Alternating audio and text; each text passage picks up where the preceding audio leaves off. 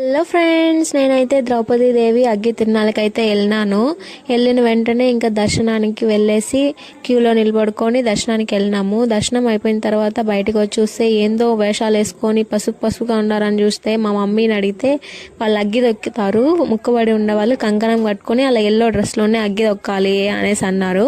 సరే బయటకు వచ్చిన తర్వాత అమ్మవారిని రెడీ చేసి పెట్టేసి ఉన్నారు కాబట్టి అది బయటికి తెచ్చినారు. ఇంకా అమ్మవారు ఊరంతా ఊరేగేసి వస్తుంది. ఆ తర్వాతనే అగ్గి తొక్కడం అయితే స్టార్ట్ చేస్తారనమాట.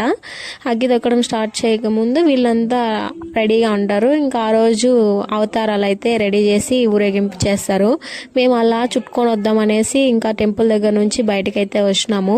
ఫుల్ రష్ ఆ రోజు అయితే, ఎక్కడ చూసినా జనాలు ఎక్కడెక్కడ నుంచో వచ్చేస్తున్నారు. ఇంకా అట్లా ఎంటర్టైన్మెంట్ కోసం అయితే చాలా ఉన్నాయి, పిల్లల కోసం కూడా.